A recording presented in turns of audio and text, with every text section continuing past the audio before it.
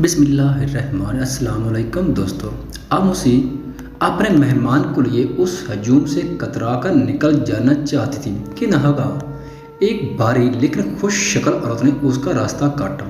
ارے نور نہید، کہاں بھاگی جا رہی ہے؟ ہم اسے ایک طرف ہٹ گئی۔ گھر جا رہی ہوں، ماں کی طبیعت ٹھیک نہیں۔ اتنی جلدی بھی کیا ہے؟ آج تو یہاں بڑی زبردست خبر گشت کر رہی ہے، سارے شہر میں چرچا ہو رہا ہے۔ کیا خبر ہے؟ میں بھی تو سنوں۔ سنا ہے مقدس گما کی زبان کھول گئی ہے۔ اموسی حیرت سے اچھل کر رہ گئی۔ کون کہتا ہے؟ لو، سردار حنانی نے بابا علا پر اس سے گفتگو بھی کی، اور اب وہ گما کا پیغام لے کر باغات ملکہ میں گیا، اور تجھے کچھ خبر ہی نہیں۔ بڑی عجیب بات سنائی ہے تم نے فاطمہ۔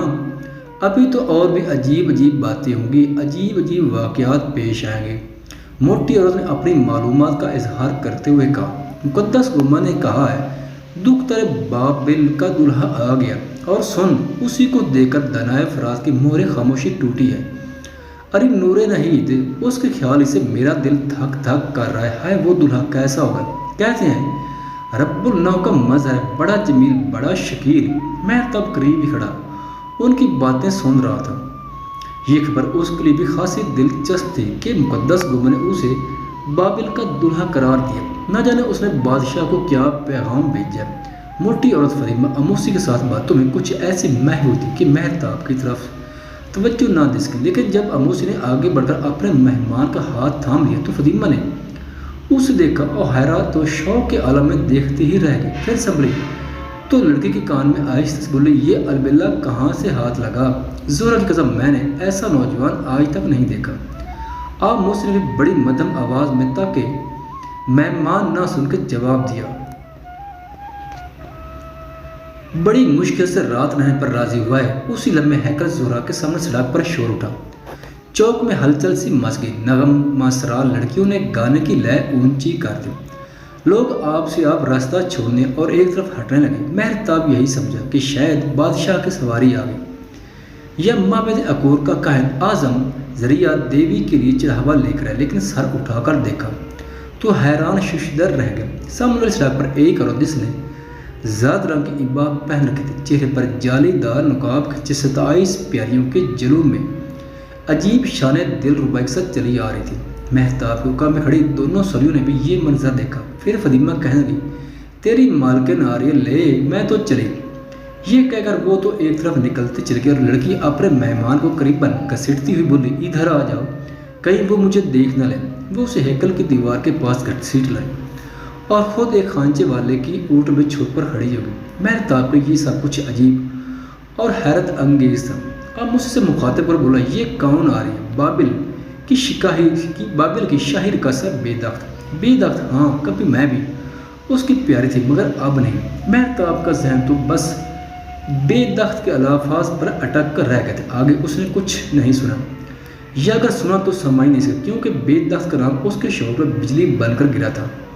اور وہ سوچنے لگا، اچھا تو یہ ہے بابل کی سب سے خوبصورت عورت، جس کا حسن بوڑھے دانشوروں کو بھی بیوقوف بنا سکتا ہے۔ بے دخت اپنی حسین و نوجوان پیاریوں کے حلقے میں چلتی اب قریب آ گئی تھی۔ اس نے زرد عبا کے نیچے بہت مختصر سا لباس پہن رکھا تھا، سینے پر ایک سر ریشمی صدری تھی جس نے حسن کی دلکشی میں مزید اضافہ کر دیا تھا۔ سرخ سفید سڈول بازو پر طلائی بازو بند تھے، جن میں جڑے ہوئے یاقوت و زمرد جھلمل جھلمل کر رہے تھے۔ حسین نازک کلائیوں میں جواہرات سے مرصع کڑے تھے۔ نیم اریاں پیٹ کے نیچے ایک لہنگا پہن رکھا تھا، اور سب سے پرکشش، سب سے دلکش چہرے پر سفید جالی کا نقاب تھا جو سرمگی آنکھوں کے نیچے نصف ناک پر سے گزرتا اور کانوں کی طرف کھینچا ہوا سینے تک لٹک رہا تھا۔ اس نقاب کے اندر دو شعبی عارض انار کے سرخ پھولوں کی طرح شگفتہ ہونٹ، کان پٹھیوں پر ناگنوں کی طرح مانند بال کھائے ہوئے دو خمدار کاکر، راج ہنس کی طرح تنی ہوئی حسین گردن میں یمنی موتیوں کی دو مالیں، اور نقاب سے برہنیوں کی سی موٹی موٹی دو سیاہ پرکشش آنکھیں، گھنی اور لمبی پلکیں، اور ان آنکھوں پر دو ہلال نما ابرو جو بے دخت کے جمال کی سیر آفرینے میں اضافہ کر رہے تھے۔ مہتاب نے آج تک نہ تو ایسی عورت دیکھی تھی، نہ ایسی جادوگر آنکھیں جن سے ستاروں کی مانند روشنی پھوٹ رہی تھی۔ وہ سر سے پاؤں تک حسن تھی، آفریدہ جمال، سراپا قیامت، اس کی رفتار میں مستی بھی تھی اور دل بری بھی۔ مہتاب کے ذہن میں ایک نیا دریچہ کھول گیا اور وہ ایک انسنی آواز سننے لگا۔ اے امیر زادی، تیرے پاؤں میں جوتیوں میں کیسے خوبصورت ہے۔ تیری رانوں کی گولائی ان زیوروں کی مانند ہے جن کو کسی استاد کاریگر نے بنایا ہو۔ تیری ناف گول پیالہ ہے جس میں ملائی ہوئی مہک کی کمی نہیں۔ تیرا پیٹ ٹکیوں کا انبار ہے جس کے گردا گرد سوسن ہو۔ تیری دونوں چھاتیاں دو آہو بچے ہیں جو تو عام پیدا ہوئے ہیں۔ تیری گردن ہاتھی دانت بوئی کا برج ہے۔ تیری آنکھیں بیت ربیب کے فاٹک کے پاس ہبون کے چشمے ہیں۔ تیری ناک لبنان کے برج کی مثال جو دمشق کے رخ بنا ہے۔ تیرا سر تجھ پر کرمل کی مانند ہے اور تیرے سر کے بال ارغوانی ہیں۔ بادشاہ تیری زلفوں میں اسیر ہے۔ اے محبوبہ، عیش و عشرت کی تو کیسی جمیلہ اور جان فزا ہے۔ مہتاب پر ایک خود رفتگی سی طاری تھی، کوئی پر اسرار غائبی تک اس کے ارادوں کو مزمحل کیے دے رہی تھی، اور وہ یوں محسوس کر رہا تھا جیسے کسی آتشین بھٹی میں اس کا وجود آہستہ آہستہ پگھل رہا ہے اور بے دخت کے حسن و جمال کی لطافتیں اسے ڈس رہی۔ مقدس گوما نے ٹھیک ہی کہا تھا کہ وہ تنہا پورے بابل کو تباہ و برباد کر سکتی ہے۔ وہ پیاریاں جو اسے حالے میں لیے چل رہے تھے بے حد حسین اور نو شباب تھے، لیکن ان کے درمیان نور جمال بے دخت یوں نمایاں تھی جیسے ستاروں کے درمیان زہرہ۔ ہاں، وہ زہرہ ہی تو تھی جو اپنی 27 پیاریوں کے جھرمٹ مہتاب کے قریب سے یوں گزر گئی جیسے وقت کا ایک قیمتی لمحہ گزر جاتا ہے، اور وہ پتھر کے کسی بت کی طرح ساکت و سامت مہر بلب اسے گزرتے ہوئے دیکھتا رہا۔ وہ اس وقت ہے جب آموسی نے خانچے والے کی اونٹ سے نکل کر اس کا شانہ جھنجھوڑ دیا اور بولی، آ جاؤ جانی، اب چلیں۔ بے دخت اپنے پیاریوں کے ہمراہ ہیکل زہرہ کے بڑے دروازے میں داخل ہو رہی تھی، اور اس کے حکم میں زہرہ کی پجاری اپنا نغمہ الاپ رہی تھی۔ مہتاب چپ چاپ آموسی کے ساتھ ہو لی، لیکن اس کے قدم ڈگمگا رہے تھے اور ذہن کہیں اور اڑ رہا تھا۔ یہ وہ مہتاب تو ہرگز نہ تھا جو آج شام ایمگور بال کے باب الا کی ڈبری میں آیا اور مقدس گوما سے ہم کلام ہوا تھا۔ بالا خانہ ہیکل زہرہ کے چوک سے گزر کر وہ ایک نیم تاریک کوچے میں چلتے ہیں، اور فرلانگ بھر راستہ طے کرنے کے بعد آموسی اپنے مہمان کو لے کر ایک اندھی سی سنسان گلی میں اتر گئے۔ بازار کے ہنگامے بہت پیچھے رہ گئے۔ گلی کے 2 منزلہ سہ منزل مکانوں کی بعض کھڑکیوں سے جھانکنے والی مدھم اور بیمار سی روشنی سے پتہ چلتا تھا کہ یہاں کوئی رہتا ہے، ورنہ پوری گلی شہر خاموشیاں کی طرح اتھاہ سکوت میں ڈوبی تھی۔ اس ویران خاموشی اور اداس اندھیرے میں صرف ایک حسین محجبین عورت کا تصور ہی آدمی کی رہنمائی کر سکتا تھا، اور مہتاب محسوس کر رہا تھا کہ اس کی زندگی کے افق پر ایک شعاع نور طلوع ہو چکی ہے۔ اندھیری گلی میں دونوں چپ چاپ چلتے رہے، صرف ان کے قدموں کی ہلکی ہلکی چاپ سنائی دے رہی تھی، لیکن خواہشوں اور وسوسوں کے شیاطین بھی ان کے ساتھ ساتھ بے آواز چل رہے تھے۔ دونوں سوچ میں گم تھے، لیکن خیالات کے زاویے الگ الگ تھے، کیونکہ عورت اپنے ذہن سے سوچتی ہے اور مرد اپنے ذہن سے۔ کبھی کبھی ان کی سوچ کے خط مختلف زاویوں سے بھی ایک ہی نقطۂ عشق پر گرتے ہیں، جس کے محور پر یہ پوری دنیا، پوری کائنات گردش کر رہی ہے۔ لیکن عام طور پر ان کے خیالات میں بڑا تضاد ہوتا ہے، کیونکہ عورت کچھ اور سوچتی ہے، مرد کچھ اور۔ سوچ کا یہی اختلاف اور تضاد ان کے درمیان ایک دیوار بن جاتا ہے۔ اسی معمول کے مطابق آموسی تو صرف اپنے مہمان کے خیال میں ڈوبی ہوئی جو قسمت سے مل گیا تھا، لیکن مہتاب اپنے ذہن کو، اپنے آپ کو ہیکل زہرہ ہی چھوڑایا یا بھول آیا تھا۔ یوں کہیے کہ وہ لڑکی کے ساتھ ساتھ چل رہا تھا، مگر حقیقت میں اپنے آپ سے بھی بچھڑ گیا تھا۔ وہ دونوں ایک دوسرے کے قریب بھی تھے اور ایک دوسرے سے بہت دور بھی۔ ہیکل زہرہ سے اس گلی تک انہوں نے سارا راستہ خاموشی سے طے کیا تھا، صرف ان کے ذہنوں میں ایک ہلچل سی مچی تھی، یہاں رہنے والے لوگوں کے مستقبل کی طرح۔ یہ گلی بھی تاریک تھی۔ اسی تاریکی میں چلتے چلتے لڑکی ایک 2 منزلہ مکان کے سامنے رک گئی، جس کے دروازے پر نقش و نگار کھودے ہوئے تھے۔ یہاں اندھیرا کچھ کم تھا، دیوار میں سفید پتھر کا ایک کتبہ بھی نظر آیا جس میں ناقابل فہم عبارت میں کوئی نام کندہ تھا۔ لڑکی نے بتایا، یہ ہے میرا مکان۔ آواز سن کر مہتاب جیسے کسی خواب سے چونکا۔ تمہارا نام آموسی ہے نا؟ ہاں آموسی، نور ناہید۔ پھر وہ بیزاری سے بولے، یہاں ہر عورت 2 3 نام لیے پھرتی، حالانکہ نام تو ایک ہی بہت ہوتا ہے، مگر کیا کریں، کچھ نام لوگوں کی دلچسپی کے لیے بھی رکھنے پڑتے ہیں، ان کے بغیر دھندا نہیں چلتا۔ پھر اس نے دروازے پر دستک دی۔ تھوڑی دیر بعد زینے پر قدموں کی آہٹ ابھری، پھر ایک سوڈانی کنیز نے دروازہ کھول دیا جو شمع لے کر اپنی مالکن کو راستہ دکھانے آئی تھی۔ شمع کی روشنی میں دونوں چھوٹے سے ڈھیڑی نما کمرے میں داخل ہوئے، جس کے ایک گوشے سے لکڑی کا ایک زینہ اوپر جاتا تھا۔ یہ کمرہ اور زینہ دیکھ کر مہتاب کو کچھ عجیب سا لگا۔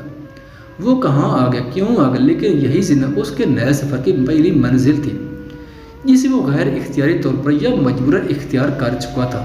بعض راستے مجبوراً بھی طے کیے جاتے ہیں۔ اس نے سوچا، چلو دیکھیں اس پہلی منزل پر کیا واقعہ پیش آتا ہے۔ اس اثناء میں آموسی خادمہ سے باتیں کرتی رہی۔ غالباً وہ اسے اپنی بیمار ماں کا حال پوچھ رہی تھی۔ پھر زینے کی طرف بڑھی اور خادمہ سے بول رہی، چیفو ذرا مہمان کے آگے آگے روشنی دکھاتی چل۔ سوڑانی کنیز شمع اٹھائے آگے آگے چلی۔ مہتاب کو یہ زینہ بہرحال چڑھنا تھا۔ وہ خادمہ کے پیچھے پیچھے ہو رہی ہے۔ آموسی اس کے پیچھے زینہ اسے پہلی منزل کے ایک کمرے میں لے آیا، جو کھلا بھی تھا اور آراستہ بھی۔ خادمہ نے شمع طاقچے میں رکھ دیا اور مالکن کے ساتھ ہی دوسرے کمرے میں چلی گئی، جو مہمان کی آؤ بھگت سے پہلے غالباً بیمار ماں کی حاضری ضروری سمجھتی تھی۔ مہتاب سوچنے لگا، کچھ بھی سے لڑکی خدمت گزار اور سعادت مند معلوم ہوتی ہے۔ اس کی واپسی تک وہ کمرے کا جائزہ لینے لگا۔ کمرے میں کھجور کی چٹائی کا فرش تھا، جو کافی بوسیدہ ہو چکا تھا۔ ایک دیوار کے ساتھ پتھر کا مستطیل چبوترا چارپائی کا کام دیتا تھا، جس پر دبیز اور نرم بستر بچھا تھا۔ دوسری دیوار کی وحید کھڑکی اس تاریک اور سنسان گلی میں کھلتی تھی، جس سے گزر کر وہ اس مکان تک پہنچا تھا۔ ایک کونے میں سرخ پتھر کی چوکی اور میز تھی، جس پر سامیان عریش بڑے کرینے سے چنا گیا تھا، مثلاً تیل کی کپی، کنگا، سرمے دانیاں، غازہ، بالوں میں لگانے والی چاندی کی ہلکی سی زنجیر، مونگے، آئینہ اور ایسی ہی دوسری چیزیں۔ میز کے اوپر میں پتھر کی کراس بنی تھی، جس پر پیتل کا ایک بیل آرائش کے طور پر رکھا تھا۔ یہ بیل بحالت غیر غضب گویا زمین کے پیٹ میں سینگ مار رہا تھا۔ پیتل کا یہ مجسمہ دراصل مقدس بیل کے اس عظیم الہیت مجسمے کی ہو بہو نقل تھی، جو معبد اکور کی وسیع اور عزیز ڈیوڑی میں نصب تھا اور جس کی پورے بابل میں، پورے کالدیہ میں پرستش ہوتی تھی۔ یوں تو مقدس بیل کے مختلف روپ، مختلف انداز تھے، مگر بحالت غضب زمین کے پیٹ میں سینگ مارنے کا انداز سب سے زیادہ مقبول ہوا تھا۔ اور بابل کے مجسمہ سازوں، بت تراشوں اور مٹی کی مورتیاں ڈالنے والوں نے بیل کے اس روح کو پیتل، پتھر اور مٹی کی چھوٹی بڑی مورتیوں میں ڈھال دیا تھا، جسے عورتیں عقیدت یا سجاوٹ کے طور پر گھروں میں رکھتی تھیں۔ کارس پر پیتل کے بیل نے دائیں بائیں سبل یما اور افرودیت کی مورتیاں بھی رکھی گئی تھیں۔